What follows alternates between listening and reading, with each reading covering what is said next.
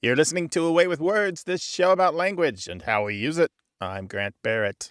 And I'm Martha Barnett. And Grant, I have 3 words for you, and I wonder if you can guess what they pertain to. I love you. No, I don't know. What is it? I love you too, I mean, Grant. those are the 3 words that anyone wants to hear. What are your That's 3 true, words, right? Martha? Well, I want you to hear the words kelsher, drisk, and cow quaker. What? Kelsher, Drisk, and Cal. Oh, that was my law firm. In my Right. they got me a good payday. Sounds like they could. What are we talking about here? Are these like farming terms? Sort of. No. You're in the realm here. Oh, is this from that article about thatched roofs? No. No, What article okay. I about don't know. What thatched is it?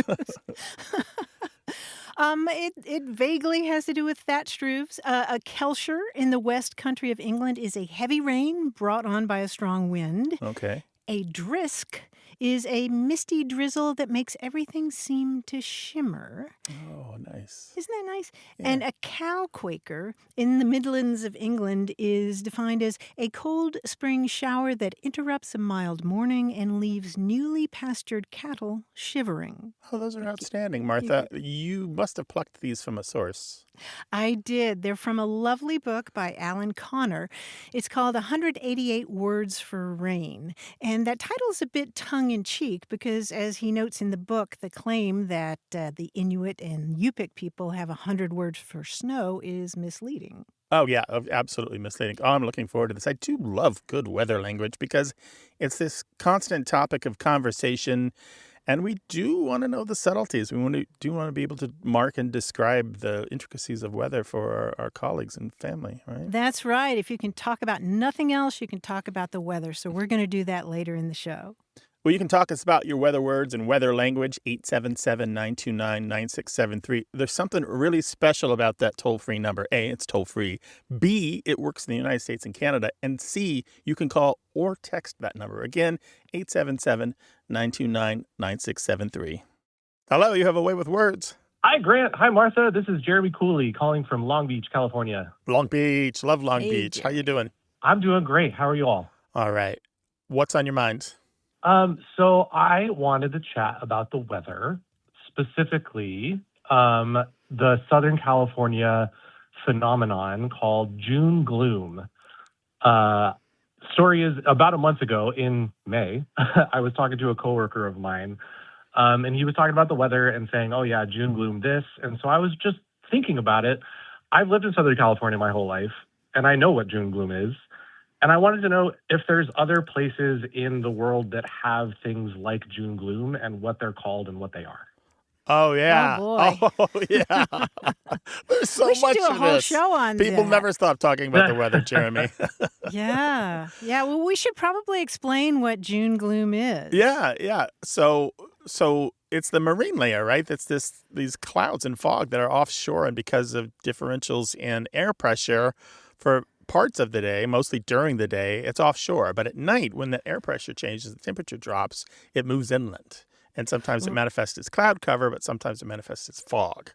Right. Yeah. And I remember moving out here from Kentucky and wondering what in the heck was going on with the weather. I thought California was sunny all the time.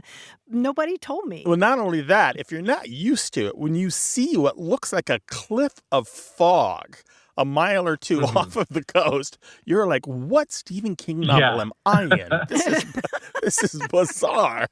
What people usually say, Jeremy, and you know this, is May gray, June gloom, which means both of these months are a little overcast.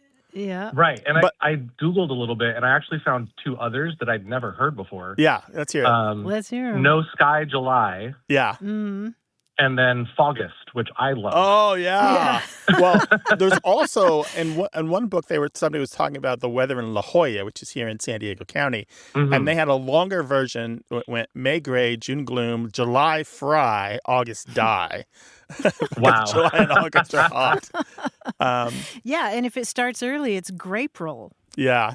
You know, the I love last that of too. April. That's very good. Yeah. And all right, some more of these. This is another California thing. Have you heard of Smogust and Smoke Timber and Smoketober? I have never heard of those. These are when the fires get bad, and the weather Yeah. is only part of the problem. The smoke from the wildfires contributes. In Yes. Buffalo, in the Great Lakes towns, they talk about Snowvember. Okay. I Yeah, love so lots that. of snow in November. And in ski towns in the United States, and a bunch of them, where they want the snow because it's good for the skiing business, they talk about Miracle March. When you get these spring snowfalls, they will bring the customers to, the lifts and the hills, to the Yeah, that's runs. They incredible. want that. But also it gives you that snowpack that you need in the mountains so you have year-round water in your streams. Right? You don't Hmm. want January. Yeah. Well, January works two ways. It's when January feels like June because it's too hot, Right. or June feels like Right. January because it's too cold. Right. I think we could do a whole show on localized weather terms. I'm thinking about when you go to Portland and you say the mountain is out. And the Oh, first time I heard that, I nice. thought, what? There's a mountain out? Or, the hawk in Chicago, which is Hmm. a really strong wind. Or you were talking about Northern California. We can't leave out Carl. Oh, yeah, Carl, the fog in San Francisco. I have Yeah. a lot more of Wow. these month blends, too, but we'll just leave those for a minute. I did want to mention a British botanist named Tim Entwistle, who did popularize, kind of in a more formal way, these in-between seasons, sprinter for spring-winter blending and sprummer for Hmm. spring-summer blending, because he is saying that in large parts of the world, this is more accurate than saying we have 4 seasons in the year. Yeah, I love that. That's incredible. Thank you so much for all the fun new vocabulary words I've learned. Now I know going to the next time I'm up in Oregon, I can talk about the mountain is out. Yeah, And you can for talk sure. about November and Yes. October and February buried.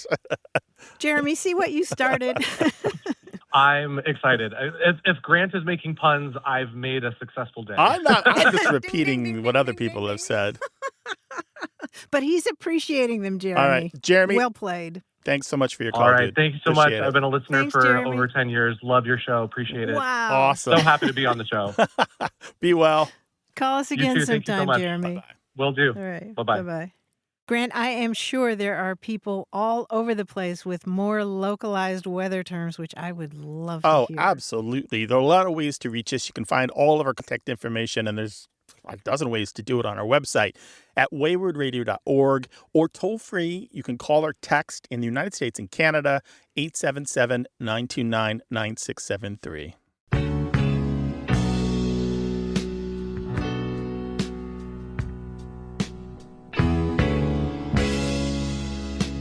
We asked you for your favorite words, and Dave Spencer left us a voicemail with one.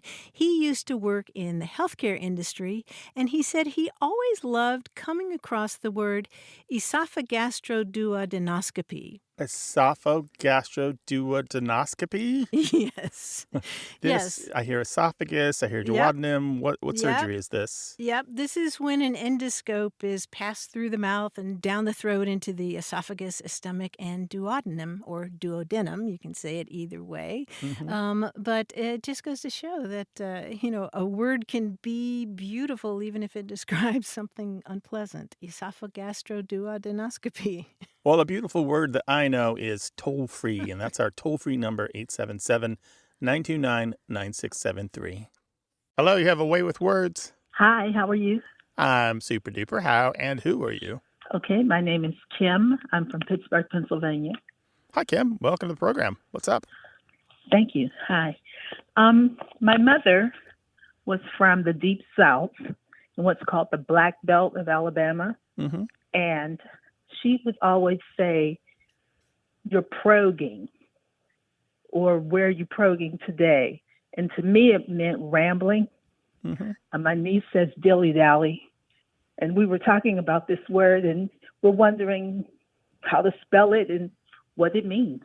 Sure. Yeah, I'd love to hear you use it in a sentence or two. How would you talk about it? Thank you. I like to go out a lot and just explore different areas, or even a kid in the house that's always getting into something. So you say you're progging. Uh-huh. Mm-hmm. Where are you progging today? Mm-hmm.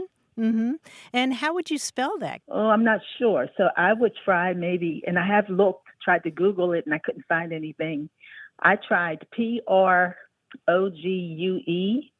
Mm-hmm. or Proag, Mm-hmm. Mm-hmm. but between her Southern accent and my lack of seeing the word in print to know it, I couldn't find anything. Okay, yeah. Well, one of those spellings is fairly common, Progue, and the other one is prog. And Okay. it comes from a very old Germanic root that means to poke or prod or stab or probe. And in the UK came to mean to forage or scrounge or go looking for food or supplies. Then immigrants to this country brought that food sense. And around the South, the American South and the Chesapeake Bay area and Ocracoke Island off the coast of North Carolina, the word prog came to mean poking around in marshes or mud holes, looking for whatever might turn up. And that sense got extended to just kind of poking around like you're talking about, going out to look for something. So it has a very, very long history. Okay. And it's Prog. And my mom was probably the only person I heard say it. Well, Is that right? I love that as a Okay. data point, though, that she Yeah. used it where she was. Yeah. Yeah, Yeah, in she Alabama, right? She was from Alabama. She moved to Pittsburgh when she was around 19 or 20 years old. And I've never heard anybody else say you're progging or you're rambling. So I think we were pretty much spot on with it. We just didn't know how to spell it. This is fabulous.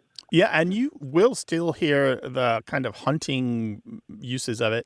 We heard from Horace in North Carolina, who described it as when you're on a boat following the calendar seasons or the hunting seasons and just kind of trapping or fishing or hunting off by yourself, just doing whatever's allowed and whatever's available. Okay, that feels good. I like that. She was a pioneer in that. Okay, very good. All right. Thank you so much, Kim. Take care. Thank you. Have a good day. You too. All right. Bye-bye. Bye-bye.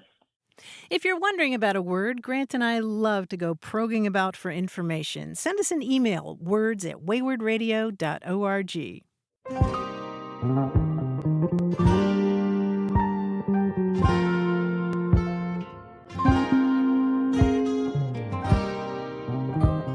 Here's another word that I'd never heard involving rain.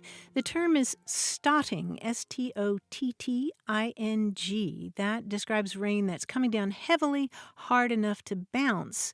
And in fact, in northern England, a stotting ball or a stotty ball is a rubber ball used in children's games. Huh. So it's as if a bunch of hard rubber balls are falling. Yeah, and bouncing around. You can find all of our past episodes and more than a dozen ways to reach us on our website at waywardradio.org. You're listening to A Way with Words, the show about language and how we use it. I'm Martha Barnett.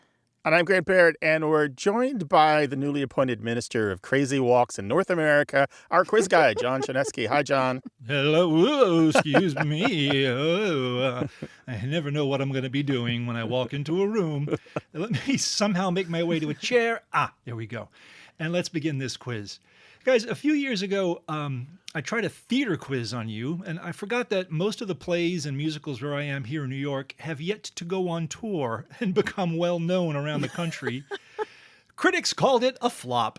Therefore, let's try a quiz based on more classic theater works. I'll change a single letter in the title of a popular musical, making a new valid word and a new title. Now, to clue you into the new title, I'll give you a few songs from the new musical's cast album that have been changed a little bit. Okay? Oh, boy. Okay, wow. Yeah. Sounds like All you right. put a lot of work into this. So here's an example. If I said, how do you solve a circle like Maria, my favorite rings, and 16 going on 0, the answer would be, Sound of Music. well, I that's was the gonna sound, but say I changed the letter in the sound of music to make what? The round of music. The round of music. round Yes, of very music. good. Okay, you got the Gotcha. sample. That's a good sign. Here's the first one.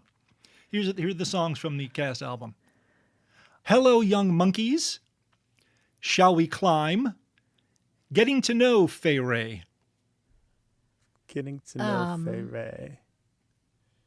So these are Climb. all about primates or apes or gorillas or something. Right. If you can identify the Oh. musical. Yeah. Okay. Sounds like Martha might have it. Yeah. Yeah, how about the Kong and I? The Kong and I. Oh, nice. Instead of the King and I. Yes. Very nice. Here's another. Something's perfect. G Officer Supreme. I feel primo.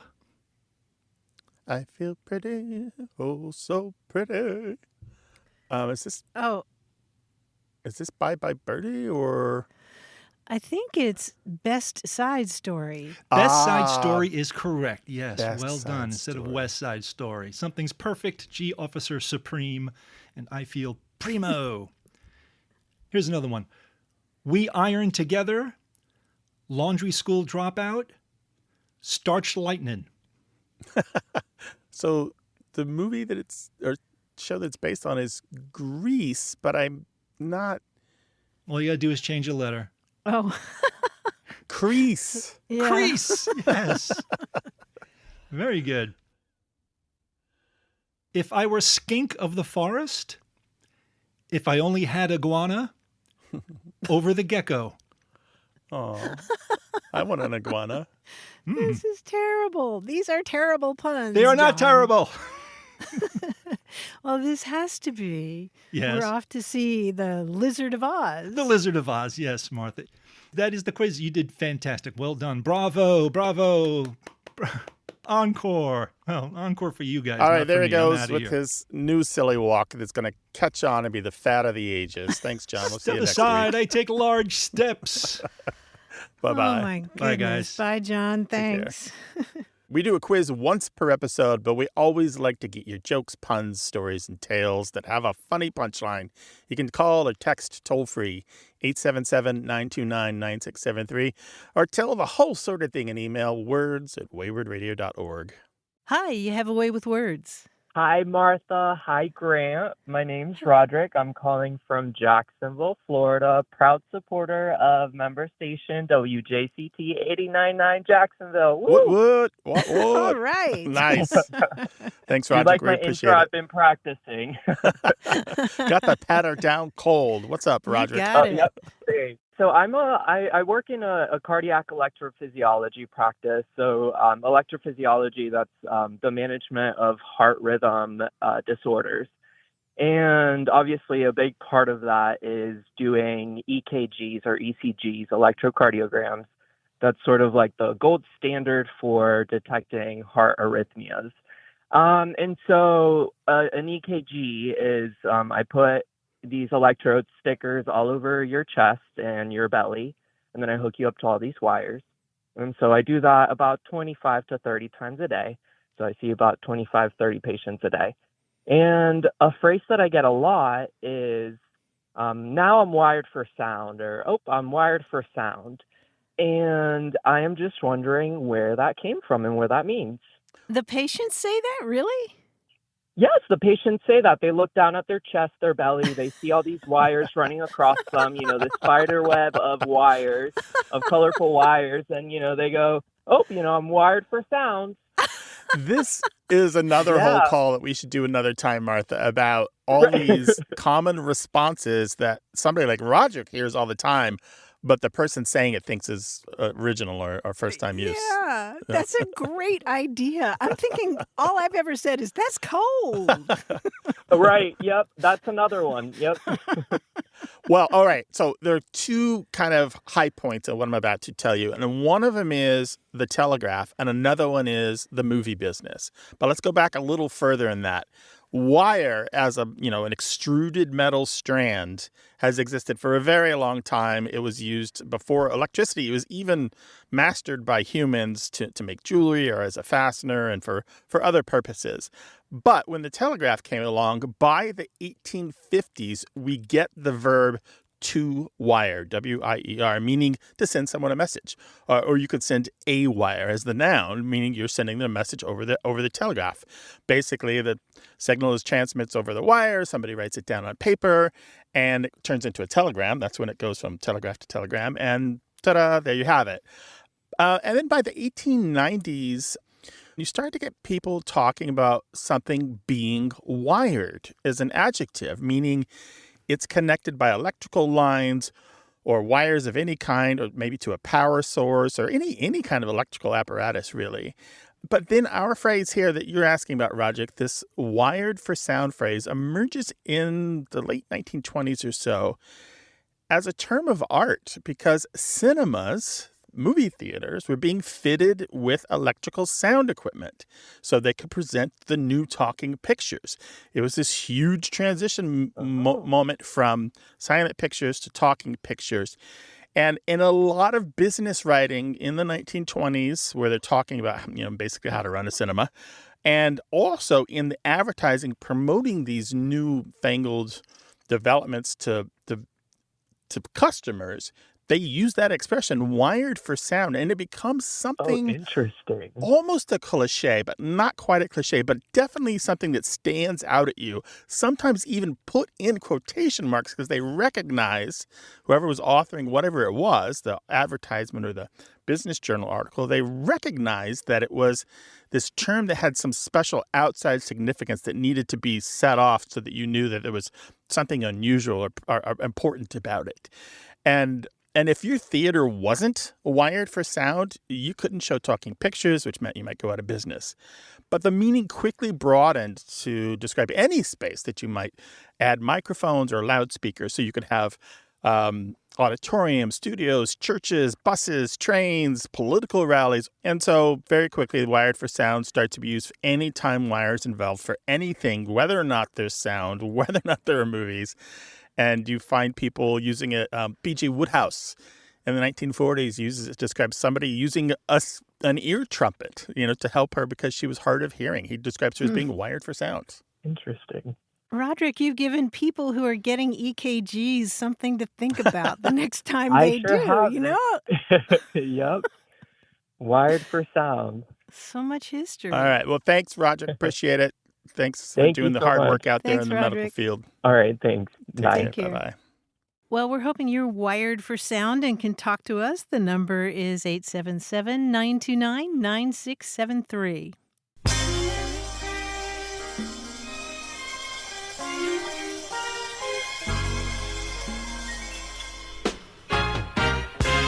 Here's a new term I want to keep an eye on, carspreading.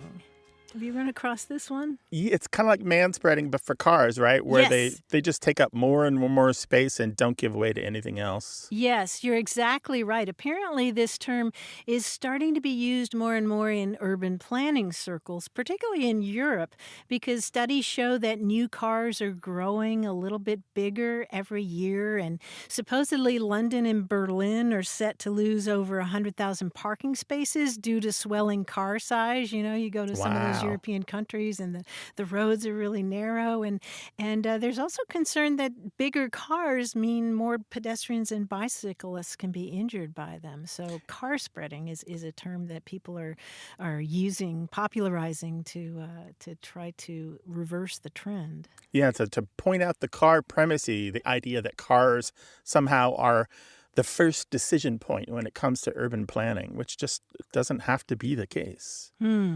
877-929-9673. Hello, you have a way with words. Hi, this is Jasmine calling from Miami. Hey, Jasmine, we're glad to have you on the show. What's on your mind today? I had a word that I wanted to know more about, and it's the word boo. Which kind of boo? Like boo, like more like it's a term of endearment or like a you call someone your boo. It's heavily used it's a pretty popular term, but it's more like in the African American community. You say like, hey boo, or that's my boo. Usher and Alicia Keys made a number one hit song called My Boo. And they tore it up. That was a great song. Yeah. So I know that it's popular in in my community, but I also know the 1900s or so, the term, what is it, beau? Yeah, from the French the for beautiful or attractive, beau.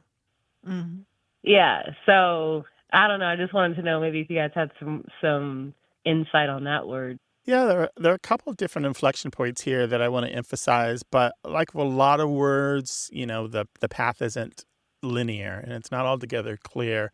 But I want to confirm for you, yes, it is more common in the Black English world, at least since the 1980s. And although there have been very popular songs, like you mentioned, that use boo and it pops up here and there, and white people talking to white people, it's still very African-American, still very much Black English. And so it hasn't lost that sense. To mean, your honey, kind of the same linguistic space as honey or baby when you're talking to your sweetie or your shorty or whoever. But older than that is boo-boo, the word twice used as an affectionate term, which goes back to the very early 1900s in a bunch of songs. Pretty much used exactly the same way. We would talk about my boo-boo. And it's possible, and it's not sure, that it might come from an intentional mispronunciation of beautiful. So which leads us back to beau. So you'd say bootyful instead of beautiful. So instead of that B-Y-O-O sound, you would just do a B-O-O sound, bootyful. And so it's the kind of thing that you would use in lovey-dovey language when you're talking to your sweetie, my boo-boo. Yeah, you kind of like add some flair to it, or yeah, I mean, like you do with your sweetie, right? You're always coming up with new stuff for your sweetie. They cause you to be eloquent, I think, when there's real love there, right? But Jasmine, there's another thing here that I want to toss in as a possible inflection point, which is the suffix poo, P-O-O, and not the naughty word that has to do with bodily functions, but a suffix that kind of indicates affection. So if you liked me, you might call me Granty Poo. Granty Poo. Oh my God. I do that without even thinking about it. These diminutives, as they're known, or create what are known as hypochoristics, these affectionate terms for people. But the P in poo and the B in boo are easily replaceable with each other because they represent more or less the same mouth and lip position, but the only difference is whether or not you use your vocal cords when you say them. So it's very easy for a word to switch back and forth between that pronunciation over time. And and that French parallel you brought up earlier is definitely worth mentioning. This boo is such a simple one-syllable word that it has absolutely been reinvented several times in English, and it sounds like it occur in other languages besides the beau in French, which you use to describe a man who is attractive. In Yiddish, we have bubby and bubala, right? Which originally meant grandmother, but later became generalized to mean a term of endearment for anyone. And in Indonesian, there's biu, boo, which is an affectionate term of address for your mother. It's such a basic fundamental sound that B sound coming off the lip followed by a vowel is also very similar to the first sounds that babies make. Ba-ba, right? Nice. Babbling. Yes. Yeah. Oh, okay. I like that. So I love terms of endearment. So, I called 20 different people boo. Friends, you sound family, like a very caring person. Lovers. But Jasmine, the main thing I want you to take away is that probably the modern boo is descended from the earlier boo-boo, which is over 120 years old. Okay, I love that. All right, well, I'm going to keep on watching this, listening to the show, and maybe I'll come back with another word. Jasmine, take care of yourself, and we appreciate your time and your thanks fandom. For a really sweet conversation. Yes. Thank you so much. You guys are fun. You too. Bye. Bye-bye. 877-929-9673. Hello, you have a way with words. Hey, Grant. Hey, Martha. This is George Zahn from Maple Grove, Minnesota. A while back, I was driving through West Virginia on my way back from my parents' house in Virginia. And I stopped at Grandview outside Beckley, and there you get literally a grand view of the New River Gorge, which if you've never been, it's truly spectacular sight. And I took a picture, and as I was leaving, I texted the picture to friends and family and said, what a gorgeous view of a gorge. And it hit me that I needed to call you guys about a gorgeous gorge. You thought of the two most gorgeous people you knew, and you had to call That's us. right. Yeah. That's something like that. So the question is, does gorge, G-O-R-G-E, in a geographical sense, have anything to do with gorgeous, G-O-R-G-E-O-U-S, meaning beautiful or very attractive? Sure. Yeah, there is a connection between those two words, but it's not what you might think. It's actually really surprising. The word gorge, as in a narrow canyon, comes from an old French word that means throat. And if you think about Right. it, that makes sense because a gorge is essentially a throat in the landscape. And it goes back to a Latin root, gurgus, which means throat or gullet or jaws. And it can also mean gulf or whirlpool. And actually, the same root gives us the word regurgitate, which has Oh nothing my to do goodness. with being nothing to do with being gorgeous. What's really interesting is that modern French retains that throat meaning. La gorge means the Yeah. throat. If you have mal de gorge, you have a sore throat. Now, the word gorgeous itself may be related, but here's the connection with the idea of the throat. In the late Middle Ages, fashionable women wore an elaborate headdress that in English we call a wimple. And the part that covered the throat and the shoulders had its own name in French, from gorge, meaning throat. And over time, a beautiful wimple became a mark of an elegant woman, very, very fashionable. And then that Hmm. term expanded to mean fond of dress or simply elegant. And from that, we get the word gorgeous. So these words are likely related, but it has to do with the throat. Isn't that wild? Wow. There are a couple other places where gorge still means throat in English. One of them is if you make someone's gorge rise by doing something nauseating, you make them vomit. And also as the verb to Regurgitate. gorge yourself on food. Yeah, there's that one too, right? Oh, sure. Oh my goodness. This goes much further than I thought. Always does, That's doesn't it? what we do, George. That's what we do. All right. Take care of yourself. Call us again sometime, all right? Yeah, this has been great. Thank you so much. Sure. Bye-bye. Thank you, George. Bye. Take care. Bye-bye. All right. Bye-bye.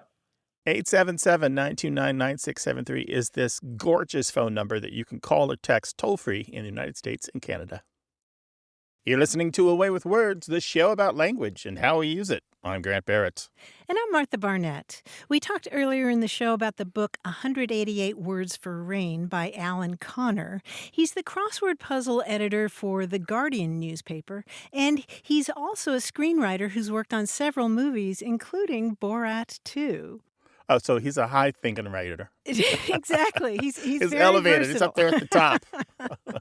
Well, I think you'll love his book. It's really a word lover's delight. It's witty and whimsical and smart, which is right up your alley, of course. Mhm. And it opens this way. You're in the sky, 7,000 feet above the bottom bit of the British Isles. In other words, he starts you out up in the clouds, drifting over southern England, and you're gazing down at the locals who are discussing the weather. And you get to eavesdrop on those conversations, which are filled with dialectal terms for different kinds of rain and the experience of getting rained on. And then he takes you around the rest of the UK, just drifting along with the weather and learning lots of local dialect and weather folklore and science. And you also learn some history, too, like the person who invented Gore-Tex and the first man in London to carry an umbrella. And that's an interesting little story. In the 18th century, a proper English gentleman would never carry an umbrella because that was considered feminine and Frenchified. And the first guy to do so, a man named Jonas Hanway, was mocked and pelted with rotten fruit and harassed by cab drivers who had good reason to resent him because, of course, rainy days were good for their business and umbrellas threatened their trade. And you also learn words from this book about rain around the UK, like the words flisky and flobby. Flisky in southern England describes a day covered in mist, but with tiny individual raindrops as well. And flobby describes clouds that are swollen up and hanging loose. They're large and heavy with rain. So this book it's a love letter to all those places and to rain itself. And speaking of love, he points out that rain can be incredibly romantic. I mean, think of all those rain-soaked kisses in movies like Four Weddings and a Funeral. And as he writes, in 1,000 Bollywood pictures where a downpour can make any clothing look like very little clothing at all. And then he points out that the great cinematic kisses in the baking heat come less easily to mind. So it's this wonderful tongue-in-cheek book, but you can learn a lot from it. It's called 188 Words for Rain, a delightfully damp tour of the British Isles led by natural forces. And the author? The author is Alan Connor. We'll have Alan Connor's book on our website at waywardradio.org. And we mean it when we say that Martha and I love to hear about the books that you're reading. Send them along. Email words@waywardradio.org. Try us on social media. You can find all those handles on our website. Or call or text toll free in the U.S. and Canada, 877-929-9673. Hello, you have a way with words. Yes, hi. This is Catherine. I'm calling about a word that I used all growing up called ballicaters, and I know what it is. Mm-hmm. It's a shell, basically a wall of ice that's built up by pans of ice catching up on the shore and on the rocks, and then the sea freezes over that, and the slush ice comes in, and basically it just makes a wall of jagged pans of ice and slush, and we were always warned not to go near it, and we always called them ballicaters, but I don't know where that word came from. It seems such a strange word. Catherine, where are you that you're encountering all this ice? So that was in Newfoundland. Uh-huh. And you're there still? No, I'm in Ontario. Okay, gotcha. So these big walls of ice, Martha, this is I don't know how to say this. It's evocative. It really is. It's so picturesque. I'm picturing ice that's formed along the shore there by freezing spray and waves, like rough and jagged and clingy. Is that your experience of it? Yes, and also like when the ice is broken up and it floats into the shore in big pans of ice and they catch on the rock, and then more slush comes in over that, so it's quite dramatic. So before we get into ballicater, but a pan of ice is just a big piece of ice almost big enough to stand on, or actually big enough to stand on? Yes, actually big enough to stand on, and sometimes like big enough to hold up a polar bear. I mean, it all depends, right? Okay. And also something else we weren't allowed to go near. Polar bears.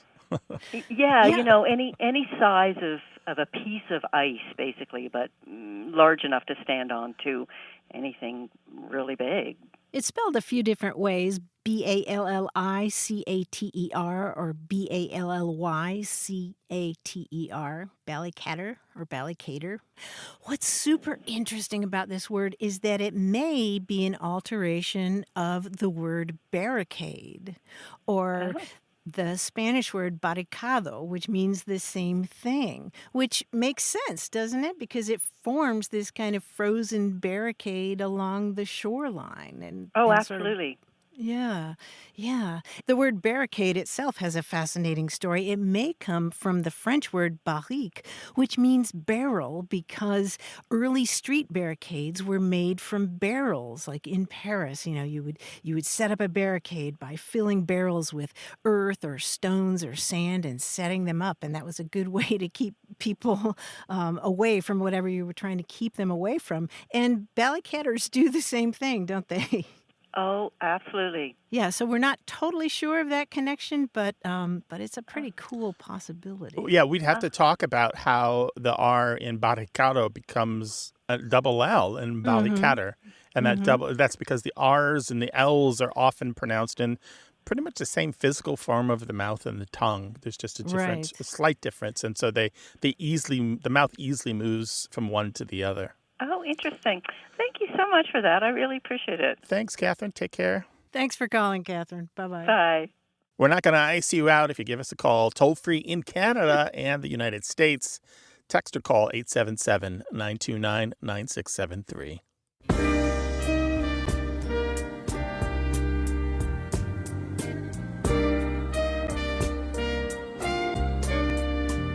I just came across this saying that was briefly popular in 19th century London. And it's, has your mother sold her mangle? Is this just one of those non sequitur phrases?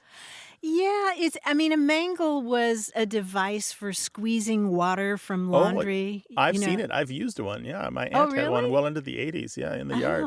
Oh, well, the OED describes "has your mother sold her mangle" as a discourteous catchphrase.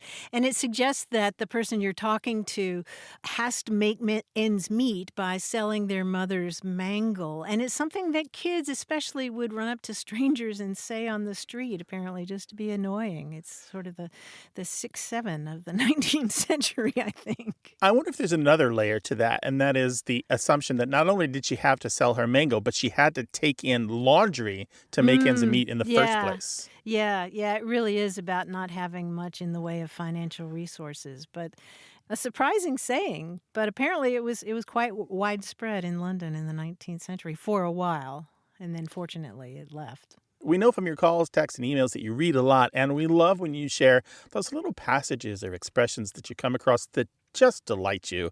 Call or text us with them toll-free, 877-929-9673. Hello, you have a way with words. Hello, hi, it's Cynthia Barrett calling from Austin, Texas.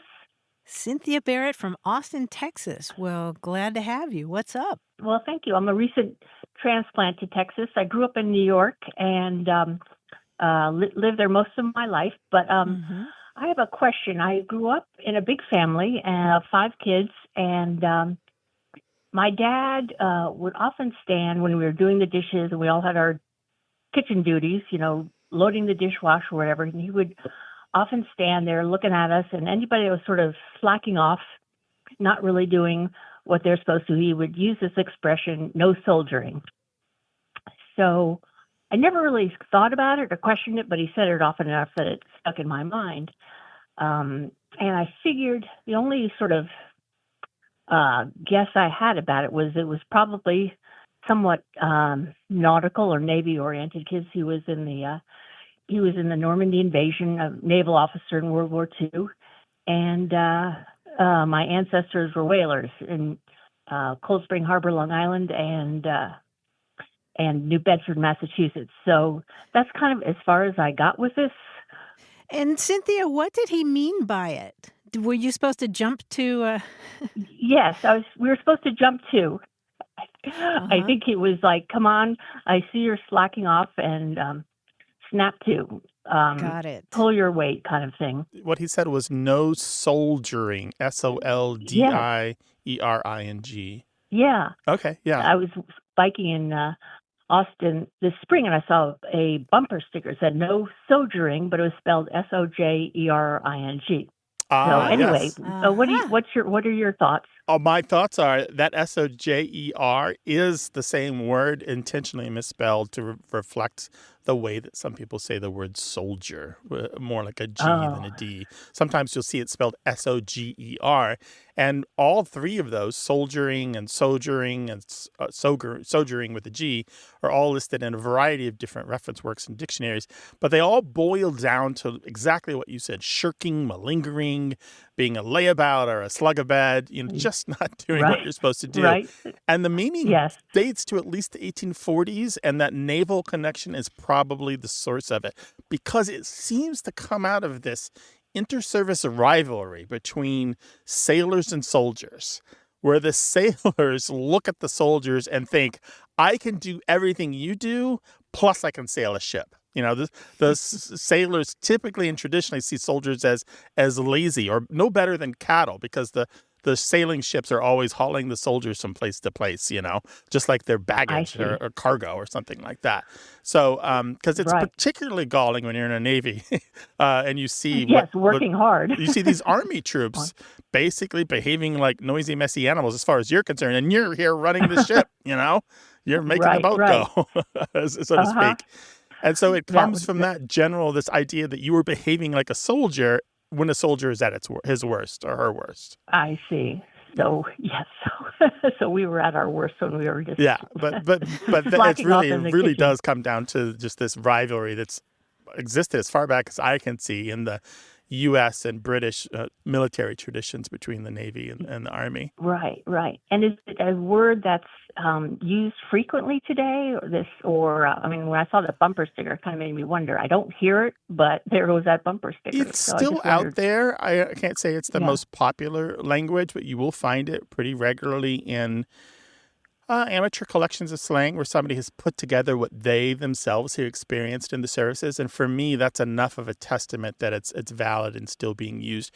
It also pops up in these risque and ribald songs that soldiers sometimes sing or sailors sometimes sing where they talk about, different sexual escapades or work escapades, the kind of stuff they sing in the bars after the duty's over, Well, Cynthia, I love that somebody put it onto a bumper sticker. That's hilarious. I know.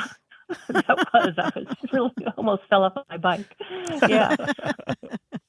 All right, you take care and soldier on, which is a completely different meaning. We should work that out. Right. That's the opposite. Soldiering. Take care, Cynthia. Bye-bye. Right, okay, thank you so much. Bye-bye. Well, quit your soldiering and call us, 877-929-9673, or email us. The address is words@waywardradio.org. Hey there, you have a way with words. Hi, my name is Chris Dunn, and I'm calling from East Coast of Central Florida. Okay, so are you literally calling from the coast? I am. I'm working right now. Actually, I'm on a break, but I'm working in my lifeguard station. Oh, a lifeguard. Well, wait, you're actually in a lifeguard station? I'm in a little lifeguard tower now, next to my partner. I'm imagining a beefcake guy in red Speedos, just like on the TV shows. Well, I don't know about the Speedo. That was this morning on my workout. No, I was kidding. Gotcha. All right, beefcake then. What's on your mind language-wise, though, Chris? I'll take it. Okay, so the reason I'm calling is that it has to do with work, actually. So we do all of our communications, most of our communications, using radios. And so we'll talk from tower to tower or from tower to vehicle using our handheld radios or the radios in the trucks. And, like a common radio call will go something like, if I'm stationed in Tower 1, I'll call Tower 2. And so a real common radio call would be, Tower 2, this is Tower 1. I'll be down in a rip current rescue. And then Tower 2 would respond, Tower 2 copy. Got that? Mm-hmm. So it's say, hey, you, it's me, and then they'll copy. So what people I've noticed in the last few months, they'll say Tower 2 copies. And I don't know, it just sounds wrong to my ear, and I've been able to find nothing about this, if that's correct or not. Copy versus copies. It just sounds so wrong. So it's a subtle difference. It's like they're using it as a plural, you know what I'm saying? Well, I think they're using it as a conjugated verb. Okay. So they're saying they're leaving some words out, which is allowed in English and short-circuited situations. But they're saying the tower copies. This tower 2 copies, or whoever it is, that we are currently copying what you're saying. But I think if I explain a little bit about the origin, it'll make some sense to you, because this comes from telegraph days, as a surprising number of things do, when you literally had to copy down the message that was being transferred to you over the wire. That you would literally take a writing utensil and put it to paper to put the words down, because it was coming in via Morse code, which is slow. And there's no way that you're just going to remember the whole message in your head, because it just takes too long. So you're literally copying it down. And basically what you would say at the time was you would message back using the little keyer and say, I have basically saying copy, meaning I did copy what you said, therefore we're good. Or you might say repeat, did not copy, and ask him to say it again, to send it again. Right, gotcha. And so once all this electronic communication went from just dot dash and Morse code to voice, the language to say that you copied something just continued. And then it expanded even further when radios kind of became standard configurations in military vehicles and wartime and among police. And of course, as you know, with any kind of EMT type service where you need radios for instant quick communication, person-to-person communication. Right. So copies is fine. Yeah, it is. It's totally fine. And I think it kind of throws back to the early days where you're literally saying, Tower 2 copies means, we more or less wrote that down. If we didn't, we might as well. Right. So they're using it as a verb, essentially. Yeah, exactly. I'm copying. Yep. Mm-hmm. Gotcha. Yeah. Okay, well, thanks for clearing that out. Yeah, I couldn't find anything else, so figured I'd call the experts. Yeah, yep. Wilco, as they say. We will comply if you call. Well, I'm impressed that you're thinking about grammar while you're sitting there watching the waves, Yeah. Chris. That's really cool. Well, it's the radio or, whatever else podcast. Dolphin Gotta keep yourself spotting. entertained. No, there's a lot of them around. Yeah. Lots of dolphins in Florida. All right. Yeah. Thank you, sir. Take care of yourself and be safe out there. Thanks, All right. guys. Okay, bye. Bye, Chris. Bye-bye. You can call or text us 877-929-9673. Away with Words senior producer is Stephanie Levine.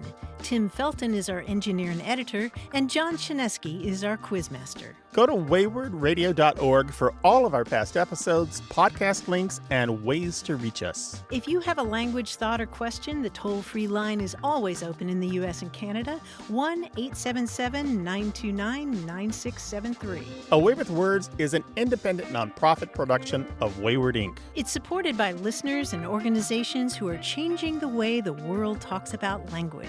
Although we're not a part of NPR, we thank NPR stations throughout the United States that carry the show. And special thanks to our nonprofit's volunteer board, Michael Breslauer, Josh Eccles, Claire Grotting, Meryl Perlman, Bruce Rogo, Rick Seidenworm, and Betty Willis. Thanks for listening. I'm Grant Barrett. And I'm Martha Barnett. Until next time, goodbye. So long.